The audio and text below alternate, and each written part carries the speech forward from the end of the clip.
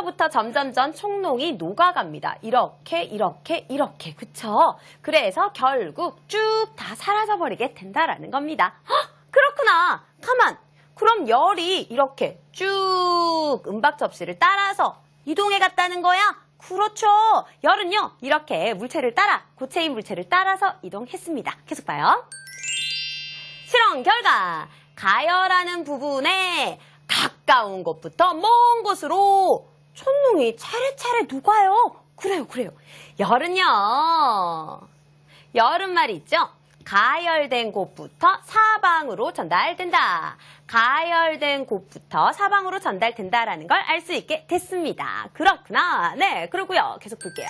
그럼 선생님, 고체에서 열의 전달 방법, 이 실험으로 알 수 있는 거 아닙니까? 할 수 있죠. 볼게요. 열은요, 열을 주는 곳에서부터, 즉 다시 말해서 온도가 높은 곳, 그쵸? 온도가 높은 곳에서 온도가 낮은 곳, 이렇게 전달되더라. 그러니까 온도가 다른 두 물체가 다 있으면 열이 전달되어서 결국 서로 온도가 비슷해지게 된다라는 겁니다. 우리요, 따뜻한 손으로 차가운 문손잡이를 잡아요. 어떻게 되나요? 아, 차가워. 우리 손이 더 따뜻하고, 그리고 문손잡이가 더 그렇죠. 더 차갑다 보니까 우리 손에 있던 열기가 문손잡이로 전달됩니다. 그래서 내 손은 처음보다 조금 차가워지고 문손잡이는 처음보다 조금 따뜻해져서 이 둘의 온도가 같아지죠. 자, 우리는 이런 것을 뭐라고 한다? 전도라고 이야기합니다. 보세요. 전도란.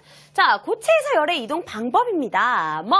온도가 높은 곳에서 낮은 곳으로 열이 고체 상태의 물질을 따라서 차례차례 전달되는 것을 이야기한다.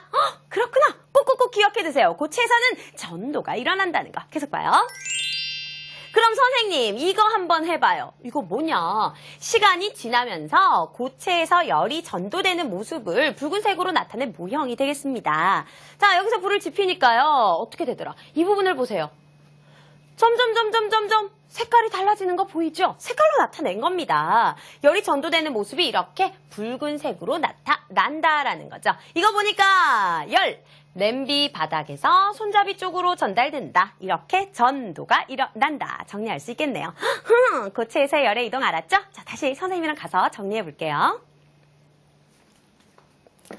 자, 고체에서의 열의 이동은 이렇게 일어났습니다. 근데 선생님, 요거 좀 예가 있었으면 좋겠어요. 그럼 조금 전에 선생님이 문손잡이를 잡았던 그것처럼 예를 들어서 설명해 보면 어떨까요? 자, 고체에서의 열의 이동 방법, 전도에 대해서 간단한 예들 살펴볼게요. 첫 번째, 선생님, 생활 속에서 볼 수 있는 열, 전도, 이런 게 있습니다. 국 끓일 때, 맞아요. 부글부글 국을 끓일 때 말이죠. 밑에서 열을 줍니다. 자, 밑에서 열이 올라와요. 그러면 냄비 바닥에서 냄비의 중간 부분을 거쳐서 냄비 손잡이까지 올라온다는 거죠. 빙고, 맞아요. 그럼 또 다른 예는 어떤 게 있을까? 요거. 뜨거운 국에 국자를 담가뒀거든요. 그랬더니 국이 뜨거워지고 국자도 뜨거워졌어요. 맞습니다. 또요. 이런 것도 있다. 뭡니까? 아우, 차가워. 아우, 시원해. 이번에는요, 차가운 팥빙수가 담긴 그릇을 따뜻한 내 손으로 잡았습니다. 어떻게 됐냐고요? 손에 있던 따뜻한 열기가 그릇을 지나 팥빙수에게까지 전달되더라. 친구들 잘 알았죠? 또 있나요? 어떤 거? 이런 것도 있어요. 겨울에 철봉 잡기 너무 싫어. 선생님도요. 왜요? 너무 차갑거든요. 하지만 계속 잡고 있으면 그나마 나아요. 왜? 손에 있는 따뜻한 열기가 철봉에 전달되어서 조금은 따뜻해지기도 하는데 내 손이 더 차가워지는 것 같다. 그쵸? 자, 손에서 철봉으로 열이 이동한다. 꼭꼭꼭 기억합시다. 이거 말고도 많을 것 같은데. 자, 나머지 또 다른 예는요. 친구들이 스스로 한번 찾아보는 건 어떨까요? 그럼 이 전도에 대한 VCR, 자, 전도에 대해서 VCR을 통해서 다시 한번 알아봅시다. 수리 마수리. 먼저 알콜 램프, 날씬한 나무 막대와 쇠막대, 예쁜 도미 양천이들까지. 어머, 나 이런 고개는 처음이야. 어머, 누군? 카메라에 나 예쁘게 나와야 되는데 엄마 나 나왔어? 이제 알콜 램프에 불을 붙이면 과연 어떤 일이 일어날 것인가? 나무 막대와 쇠막대 모두 불과 맞닿았는데 몇 분 지나잖아. 나무 막대 끝이 다 타버린 것을 알 수 있다. 어머, 무슨 고개가 이렇게 시시하담? 그러길래 나처럼 예뻐봐. 하긴 내가 좀 화면을 잘 봤지. 그럼 나 이걸로 데뷔하는 건가? 약 30분 지나자. 뜨거워. 이거 왜 이래요? 내가 뜨거운 거 싫어하는 거 잘 모르나? 누가 나 좀 잡아줘. 예쁜 양초 떨어져요. 살려줘요. 열은 고온에서 저온으로 이동하는데 이렇게 물질을 통해 이동하는 것을 열전도라고 한다. 열전도는 은, 금, 구리 순으로 금속류가 매우 높다는 사실 명심하세요. 그렇구나. 열이 전달되는 정도도 차이가 있었네요. 일단 금속이 최고, 그중에서도 은이 1등이라고 했습니다. 근데 그러면 금속 말고 다른 물체들은 어떤가요? 자, 열이 전도되는 정도 다 다릅니다. 선생님이 간단하게 알려주자면요. 여기에요. 여러 가지 구체에서 열이 전달되는 정도는 물질마다 다른데요.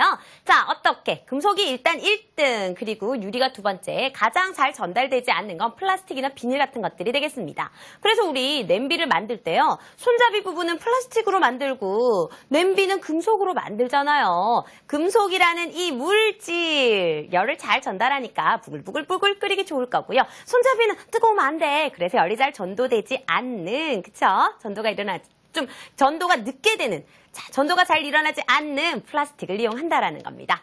자, 그럼 이제 고체에서의 전도는 알아봤고, 열의 이동, 고체선 전도. 그럼 액체는 어떨까요? 이번에는 액체 실험으로 볼게요.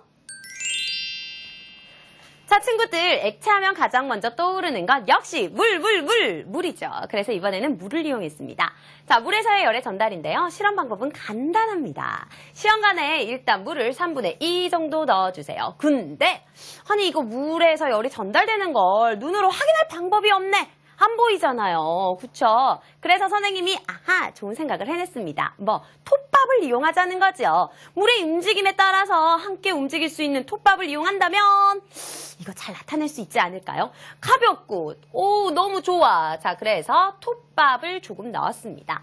시험관을 스탠드에 고정하고요. 시험관 중간 부분도 가열해보고